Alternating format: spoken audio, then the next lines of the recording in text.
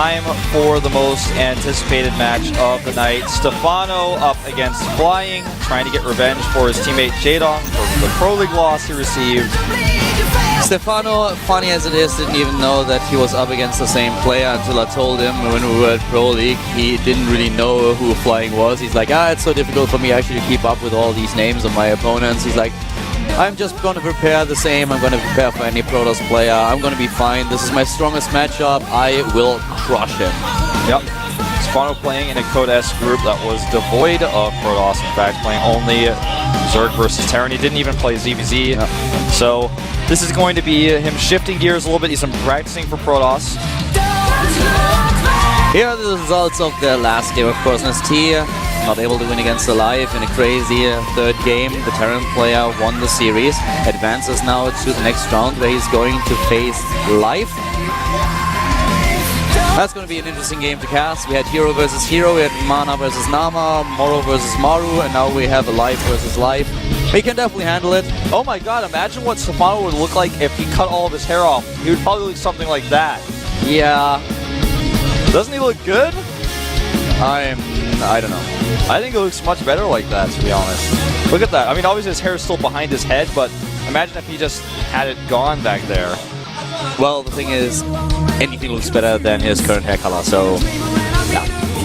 Yeah, the color, but even the length, I'm liking this picture we have.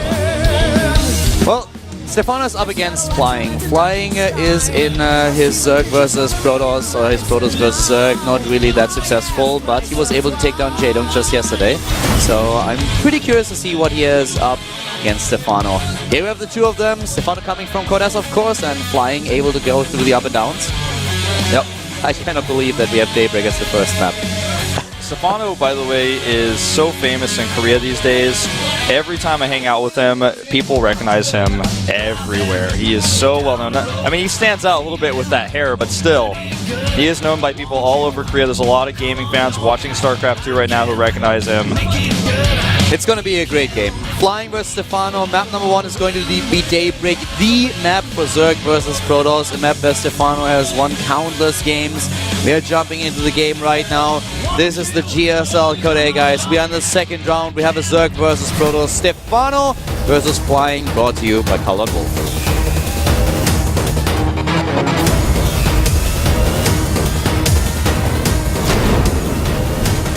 Our Wounding Stars Protoss player starts to the top right of Daybreak. In red, we have Wounding Stars Fly. One of the fastest Protosses to adapt to StarCraft 2 when Kessel players were first switching. He was able to win against Jadong in Pro League, against a teammate of our gamer at the bottom left of the map. In blue for EG, we have EG Stephano Ladycore. This guy is 20 years old. I've been casting his first games when he was 12 back in Warcraft 3. He's come a long way. Back then he played human, was able to take games, maps of the best players, but never really a main contender. This changed a lot with StarCraft 2. Now he's one of the best players in the entire world. Yep. I think pretty much people have decided disputably the best foreigner out there, and he's facing a pylon in the main build from Flying. Probably going to be a Forge build, but he could add a gate. The gate would be a little bit late at this point. Stephano has a crazy amount of matches played.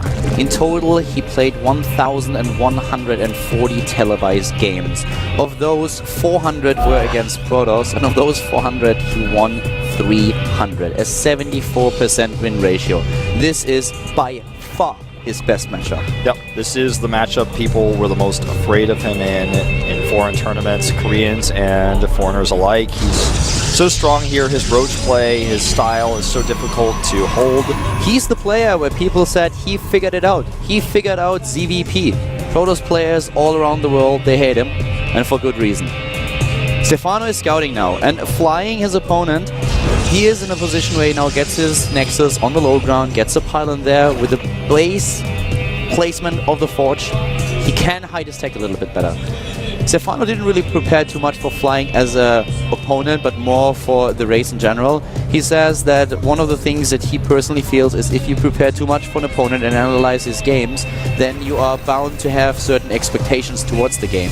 And if there's a change in strategy, it's very difficult for you to deal with that. So he feels that all his builds, all his openings, all his timings, his scouting patterns are just good enough to deal with whatever his opponent is going to throw against him. So he's not going to head into a game with assumptions. Yeah, it's a very universal approach, you could say.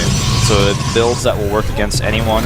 It's looking at the game from an objective way, saying, okay, well, Berserk can have this, or this, but my build is good against all of those things. I can transition. If you go for this approach, you certainly have to be very, very confident in your abilities. Most players like to prepare a lot more, like to analyze statistics, like to analyze VODs and replays and prepare accordingly, but not so Stephano. He's a player who is playing a lot on intuition.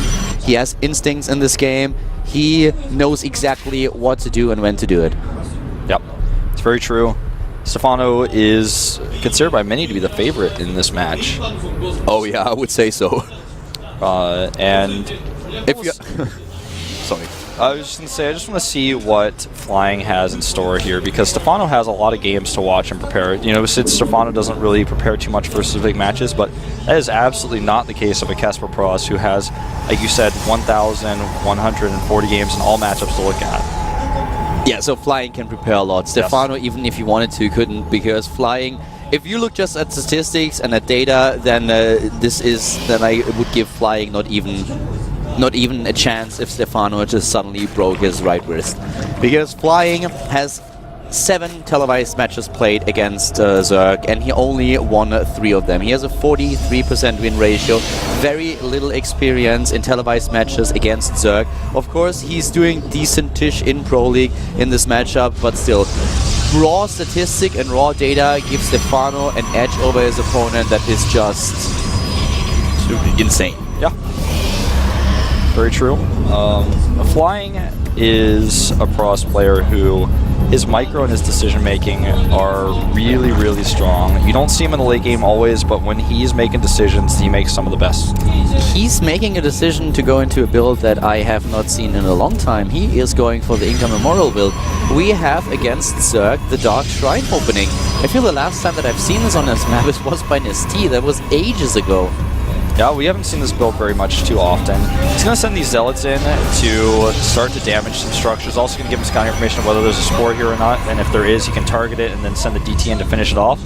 The Dark Shrine is a little bit behind for these Zealots, though. So this is just an idea of him to, what's over here? What have you made? Are you making a lot of lings? If not, you're going to have to make a few more here.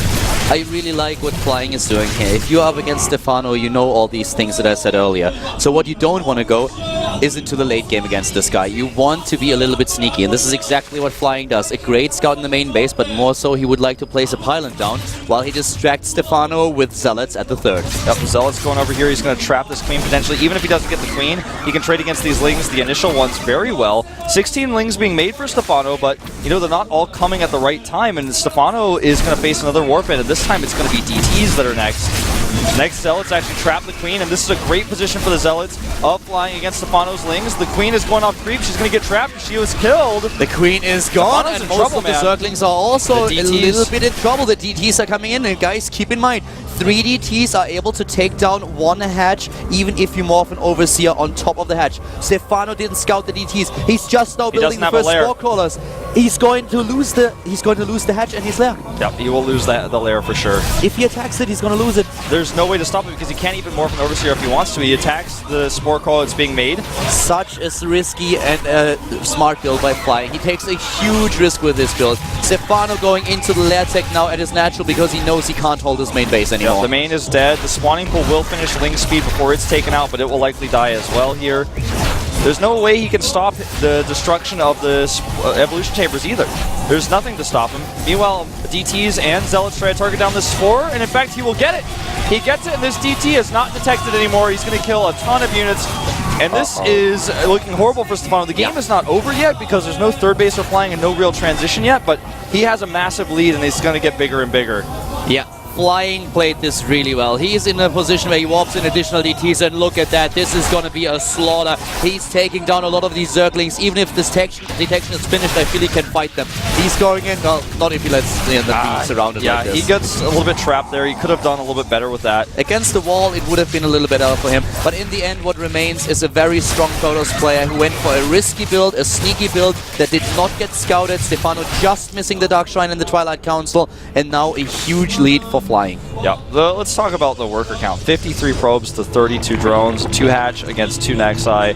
He's got 3 DTs in the main that are always going to be annoying. He could use at any moment in time. Stephano goes for Infestors, which is really smart because on a low econ situation like this, when you have the Lair Tech, it's pretty smart to get something that can also detect and is useful energy-wise. He will lose this Spore Crawler, but he can make an Overseer now. But still, the DT is going to be able to kill drones before the Overseer is ready. He wants to go for those Queens. He wants to take them out and make sure that he is just damaging the inject, damaging the ability of Stephano to produce units.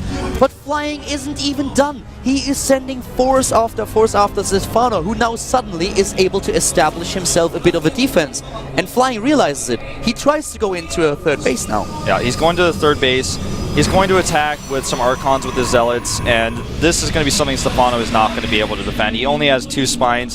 He has some Lings, which are going to slow this down, but with the Archons and this many Zealots, what he wishes he had was Roaches, but obviously that's not something he can change right now. The Archons are key here. The upgrades are not too bad for Stephano, but the Archons alone are going to make him pay dearly for this. Oh my god, this is just way too much to handle. That's disgusting to watch. GG! Stephano is down 1 map.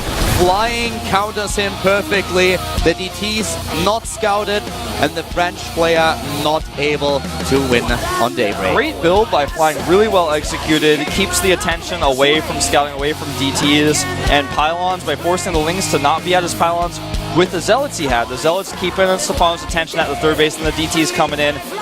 And it was just a build that I'm sure Flying studied him and looked up exactly how Stephano plays because it's fairly easy for him to do so.